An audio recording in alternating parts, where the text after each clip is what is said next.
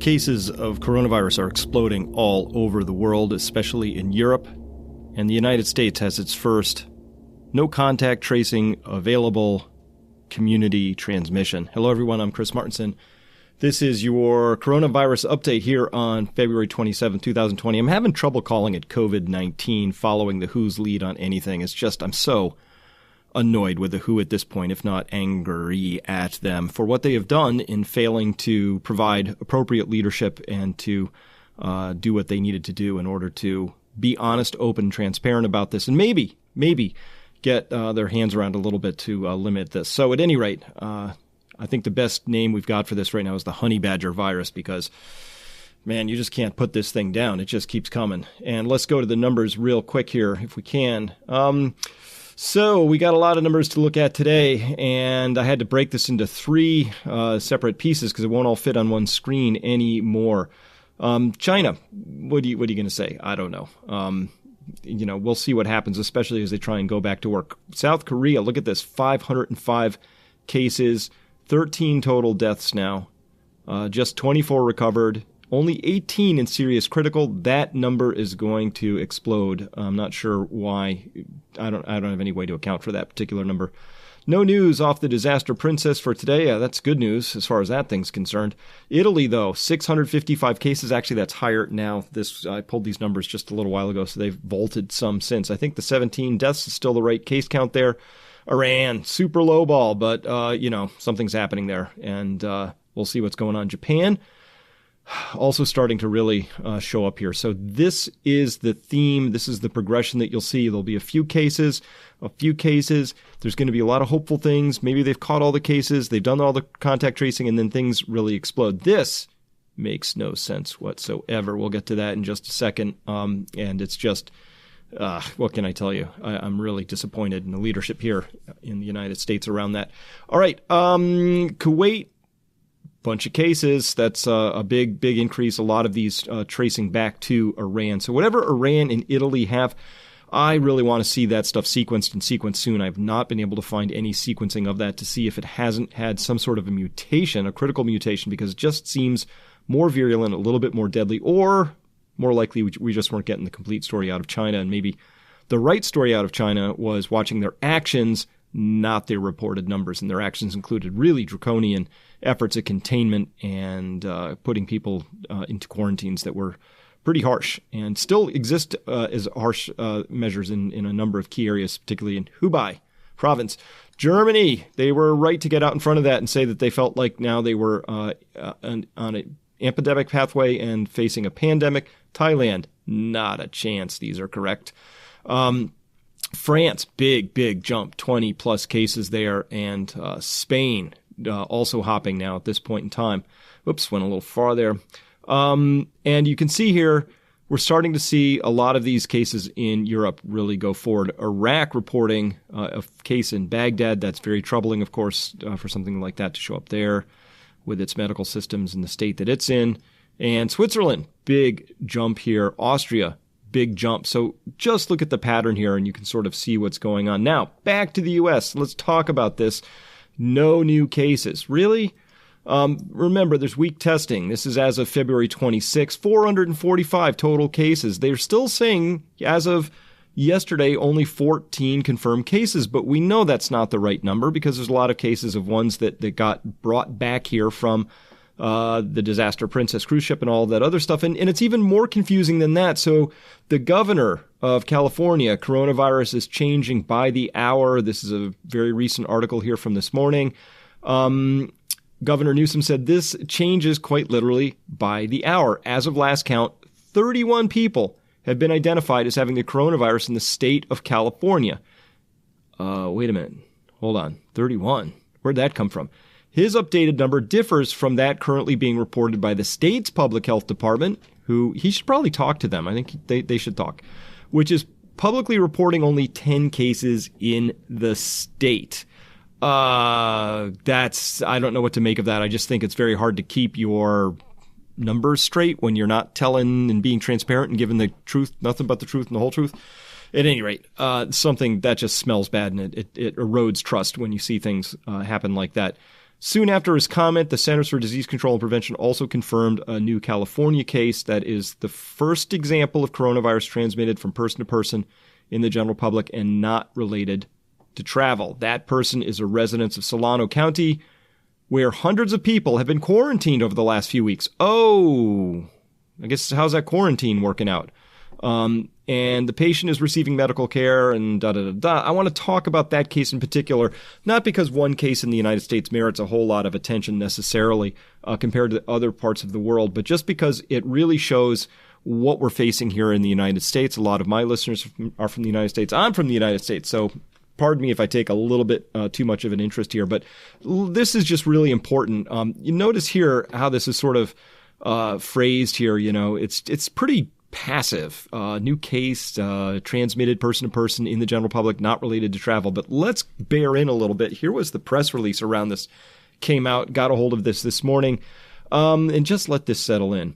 Today we learned a patient we are treating here at UC Davis Medical Center for the novel coronavirus is being investigated by the CDC as possibly the first patient to receive the infection from exposure in the community. A patient was transferred to us from another Northern California hospital on Wednesday, February 19th. Okay, when the patient arrived, the patient had already been intubated. Now, that's a fairly invasive procedure. There's a good chance you're going to get airborne things happening around that process. That tubation process can really be messy. Was on a ventilator and given droplet protection orders because of an undiagnosed and suspected viral condition. Since the patient arrived with a suspected viral infection, our care teams have been taking the proper infection prevention, that's contact droplet precautions during the patient's stay. Ooh, this is coded statement right here. If I'm these people, I'm pissed. And this is what they say. Because of a suspected viral infection, our care teams have been taking proper infection prevention, including which is contact droplet. Upon admission, our team asked public officials if this case could be COVID-19. We requested COVID-19 testing by the CDC, since neither Sacramento County nor CDPH is doing testing for coronavirus at this time. So no local testing. That's what Singapore is doing so well. Local, on-the-spot testing, test early, test often. They're just test kits. Cost a few $100 or whatever they cost. Do it. Since the patient did not fit the existing CDC criteria for COVID-19, a test was not immediately administered. Ooh, we don't know what kind of time frame is missing here. UC Davis Health does not control the testing process. On Sunday, the CDC ordered a COVID-19 testing of the patient. The patient was put on airborne precautions, which is what they should have been on the whole time, and strict contact precautions because of our concerns about the patient's condition. Today, the CDC confirmed the patient's test was positive. Today. So, at any rate, they put this person finally all on their own on airborne precautions, but that's Sunday, Wednesday to Sunday, Wednesday, Thursday, Friday, Saturday. That's 4 whole days where this person was just on contact droplet precautions, but could have been airborne, and who even knows how long they were at the other hospital prior to this Wednesday admission. This is sloppy, sloppy work, and that's what this weak testing regime will give you. This is putting healthcare workers at risk. This is putting the general public at risk. There is no excuse for this. None whatsoever. Except for you just don't want to know what the results are going to be, so you don't test. And it's really a fairly deliberate policy right now, very angering. This person wrote, a school near me, a school trip returned from northern Italy. Teacher is now being tested after showing symptoms, but 30 school children aren't. Think about that. I guess they're not symptomatic and they don't have any direct travel to China, even though they went to another hotspot. So it's like they don't even know about the incubation period, but they don't even know about the hotspots that are going on elsewhere. This is, there's just no good excuse for this at this point in time. I'm out of words. I really am. In Italy, this was this morning when I woke up and was, I woke up much earlier than this. It's 4:30 now. I was up at 4 o'clock this morning. But I found this story first that Italy confirmed 75 new cases of coronavirus, 2 new deaths, totaling 528 cases and 14 deaths. And I just thought I'd contrast that because probably an hour and a half ago when I pulled this, Italy is now 127 new cases, 3 new deaths, raising the country's total to 655 and 17 dead. And Odysseus here on Twitter put together a really helpful chart, which says a table here, which says the countries that Italy infected in just the last 2 days. 17 countries. It's probably higher than that because a couple more hours have passed since this got put together. So look at how virulent this thing really, really is.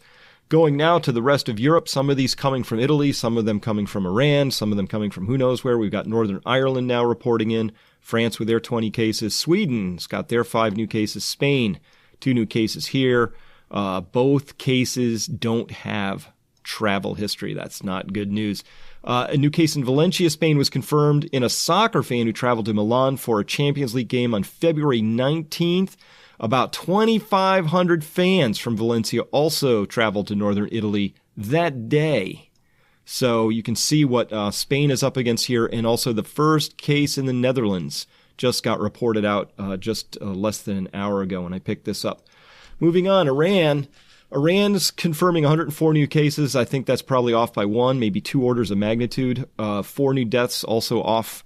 Total of 245 cases now and 26 deaths. Not even remotely possible they have 245 cases given all the places it's already spread to, and especially considering key people such as one of Iran's vice presidents is tested now positive for coronavirus, and Iran's former ambassador to the Vatican has died of coronavirus. And very worryingly, a 23-year-old Iranian woman has died of coronavirus in Qom.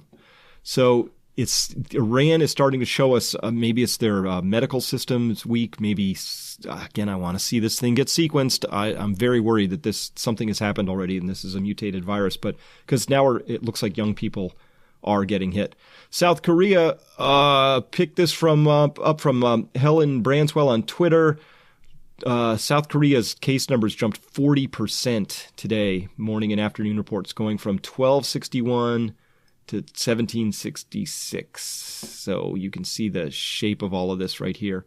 And this is just how an exponential or geometric progression works. You can see these deaths are way down here, but they follow along eventually. They've got about a 7-day lag or so. So these cases of deaths right here, where you see there's 12 deaths being reported here, we'd have to count back 7 days, 1, 2, 3, 4, 5, 6, 7, to discover those 12 are probably against only 51 people who are known to be infected. Of course, that number could be much higher, probably is much higher. But at any rate, you don't divide 12 by 1766 to get the case fatality rate. You have to know, that there's at least a 7-day from symptom onset to death period. And so you got to back count a little bit. At any rate, we won't know the true case fatality rate till all is said and done. So I see a lot of people bandying these numbers around saying it's only 2%, it might be 1%. Nobody knows. We're not going to know until all of until the cases have actually peaked, and then we'll have a chance to let the deaths catch up and peak, and then we can compare those two peaks against each other and get a better sense of all this. Best, of course, to wait until everything is all said and done. Then we'll know better. This thing isn't contained, not even remotely. You heard about the case probably of the Korean Air flight attendant, the people who hand out the drinks, with coronavirus, reportedly serviced 400-seat aircraft that flew between South Korea and the U.S. twice, and also flew to, this cabin crew member flew to Ben Gurion Airport in Israel, that brought some 200 South Korean pilgrims to Israel, many of whom were later confirmed to have the virus. The flight attendant's diagnosis adds to the weight the possibility that the group may have already been infected when they were in Israel, although the incidents could be separate. Don't know yet. So obviously, Israel's got a big problem on their hands there as well around that, because once this thing gets hold and starts spreading, well, it's low at first and then it takes off. But they all look like that. Everybody has hope down here. Hey, we caught all the cases. Hey, there's only a few cases, but for those of us who were watching, there was a doubling, 12, 24, doubling, a doubling, watching these doubling periods, very frightening, watching how fast it spreads. We're getting another case report now of a reinfection, and we're going to tear this apart a little bit because I think people might be getting confused about this, and maybe I'm confused, but let's see what we can do to make sense of it.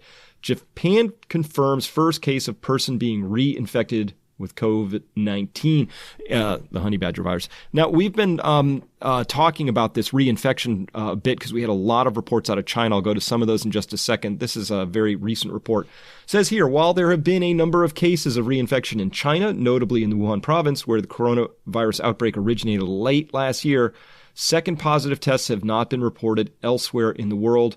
The woman in Osaka, Western Japan, who's in her 40s, tested positive on Wednesday after developing a sore throat and chest pains. She was first diagnosed with COVID-19 in late January and was discharged from the hospital on the 1st of February. That would be 26 days ago. And her reinfection has health experts worrying the illness could remain dormant after an apparent recovery. Once this professor of microbiology pathology, NYU, says once you have the infection, it could remain dormant and with minimal symptoms, and then you can get an exacerbation if it finds its way into the lungs. So that could be, it's called a bimodal disease state. Anthrax has that. Some diseases have it. It's not unheard of, but that would be a really long dormant period if she'd already been discharged on the 1st of February, and then, 26 days later, she's readmitted. However, I want to also point out the idea that it's possible that this new illness she have might just be the flu.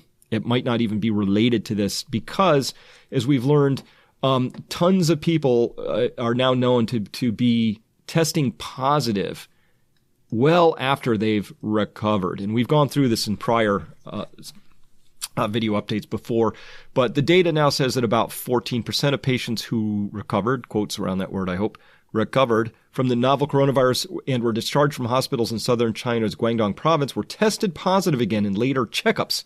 So that's good to do. They didn't show back up to the hospital because they were sick. They just checked up and they're like, ooh, gosh, you're testing positive on our nucleic acid tests here. So a positive test suggests the recovered patients may still carry the virus, adding complexity to efforts to control the outbreak.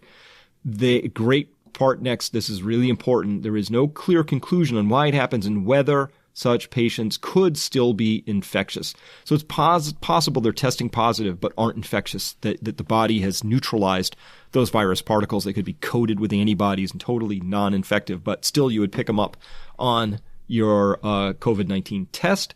That's a possibility. So tracking this reinfection closely, because if it's true that you can get reinfected, very bad, awful. Hopefully what's happened here is this woman came back. She would have tested positive no matter what, and she just has a normal flu. Hey, bad luck. It happens sometimes, but second infections happen all the time. Many people are having a really tough adjustment. My Twitter feed was absolutely crushed today with people who were really just having a hard time processing this. They were doing shoot the messenger. They were making really poor analogies. They were doing anything they could to avoid looking at this. I've blanked their names out because I'm not here to shame anybody, but you're probably running into this a lot too. Things like this. Well, let's see if that happens. Why panic? For most, it's a mild cold. It's a very dismissive attitude for something that is as serious as what we're facing right now. This person wrote, just learned that 400,000 Americans die every year from surgical mistakes, according to a speech I'm watching, yet we panic over coronavirus, suggesting that we're just panicking. Lots of people saying, yeah, we agree with that, right? Retweeting this, saying, yeah, let's do that.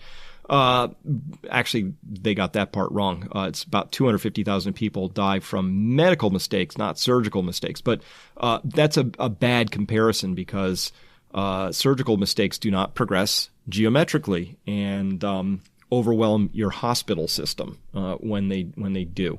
So, but this is just people struggling. I totally get it. You're among the people who know how to manage your emotions enough to take in this information and begin to prepare appropriately and prudently. So I just want to point out you're probably facing this as well. And we've got some articles at Peak Prosperity talking about this exact dynamic and how to face it.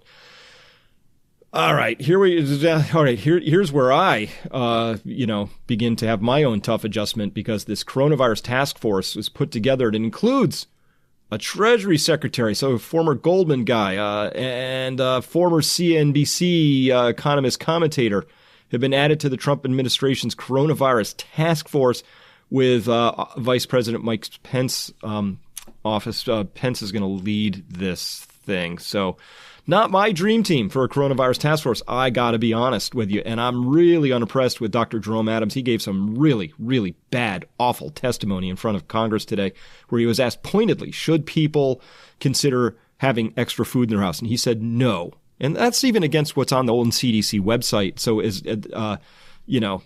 at any rate, just awful, just terrible, terrible advice. He was really way out of his element there, and it showed. But you want to know what's completely, totally not okay, and I have different color, bold italics to really emphasize how not okay I am with this.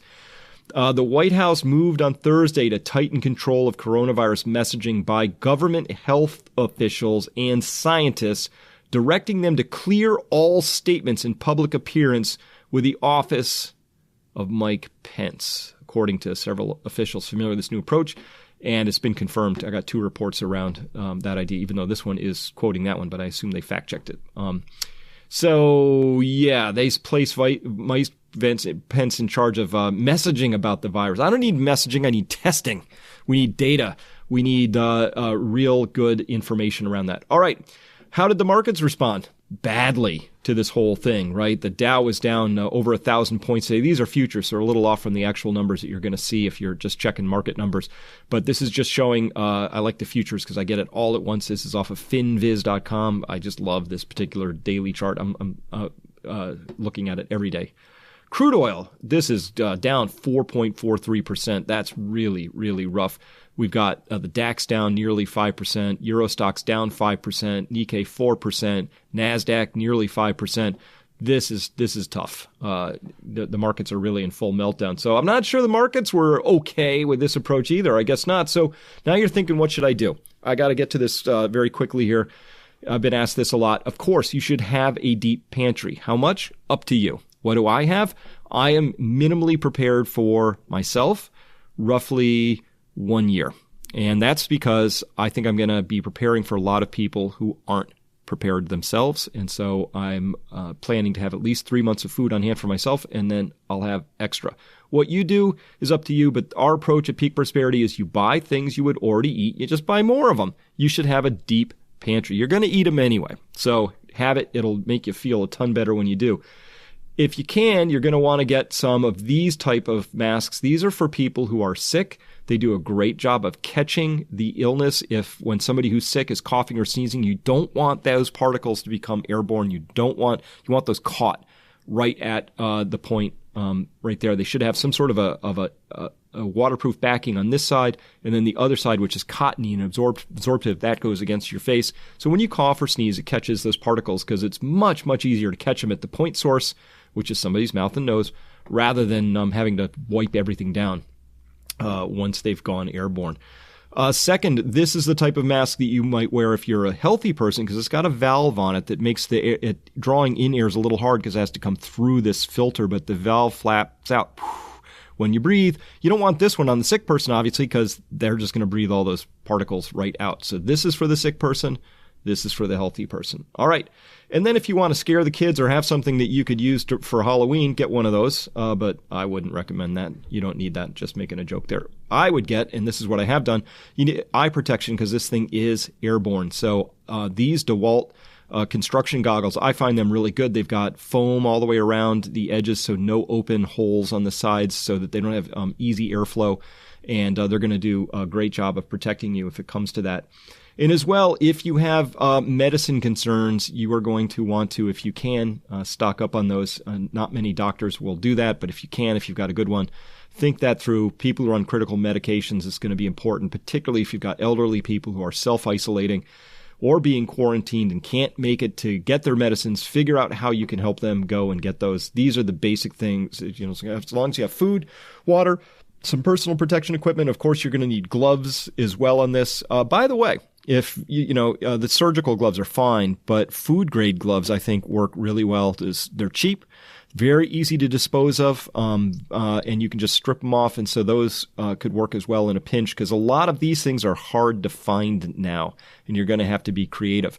But you know what? What should I do is a really, really huge topic, and we have a lot going on around that at Peak Prosperity. And so One of our users, dtrammel, big golf claps here for regular clapping, has just done a heroic job combing through all of the information that's just pouring into our website and has condensed it into 3 giant current threads. Thread 1, home prep, deep pantry, gardening, Megathread, all kinds of things you want to do there. Medicinals, herbals, and supplements. You want to keep yourself healthy. There are a lot of ideas that people have coming in from all sorts of doctors, naturopaths, and people and private individuals who have experience around things like vitamin C, vitamin D, things that can really help. A lot of it with tons of scientific backing around it to support what we're talking about, including the idea of elderberry syrup, which I'm a big fan of, and which the New England Journal of Medicine double-blind placebo-controlled things tells you is very good at blocking viral replication in your body. So awesome stuff. We've got great advice there as well. Sanitation, personal protective equipment, the PPE, self-quarantine Megathread. If you do have people sick at home, how you would make a sick room, how you would put personal protection equipment on, take it off again, how you would sanitize, what kind of chemicals you would use, like bleach, what solutions, how often. All that is right in these Megathreads. These links for these, I'm not going to make you go chase these down. These are going to be down here below in posted at the top in the description of this video. So if you want to find these threads and just click on them, you can find them there. What else? Well, a lot of people now are doing this and postponing all non-essential travel. That can make a lot of sense, but that's a very personal decision. But a lot of companies are already undertaking that step. Accumulate funds as much as possible. The rainy day is here. You're going to want to eliminate any discretionary expenses if funds are already tight in your household. This could be a real slog to get through this period, and so I think you're going to want to keep a lot of powder dry. Be ready to be bored. Quarantines are boring. Get lots of books, games, and complex hobbies that can be done at home. Battleships out of toothpicks, whatever you're up to. And then take deep breaths, get good sleep. You're really going to need to be as calm and as you possibly can and to be as healthy as possible. Again, we're facing something. It's not the flu. It's not SARS. It's not MERS. It's just it's the honey badger virus. It's really quite awful in terms of what it's capable of doing. And if those secondary infections come around, I haven't put those on here yet because I haven't confirmed that those are real yet, but those may come in. A secondary infection, of course, would be bad, especially if it leads to this, where the second exposure leads to maybe a worse outcome. We don't know about that yet, so let me not highlight that too much till we have more data. My conclusions today: in most of Europe and the U.S., it's really almost too late to prepare, but not too late. You can still go down. I was just at Costco yesterday. Nobody else was really doing much here in my corner of the world. So I think there's still time to do whatever preparing you want. Do it responsibly. Don't hoard. Don't set anything off. But everybody ought to be building a deep pantry at this point in time. I believe the U.S. is just about to join Europe in a giant case explosion, and it looks like this. Nothing. Oh, a couple. It's okay. We have it under control. Uh-oh. That's just how this thing has been going. That's how it's gone in country after country. I see no reason why it should be any different in the U.S. Financial markets totally unprepared for this, and they're starting to play a little bit of catch-up with this whole idea. And it could get ugly from here. That's ugly, but I mean really ugly. And the Federal Reserve's just done an awful job of getting everybody ready for this by just pumping liquidity into markets and allowing debt levels to just go into stupid levels again. So here we are. Just got to deal with it. Iran's case numbers probably in the tens and tens of thousands right now, and I really want to see that virus of theirs sequenced.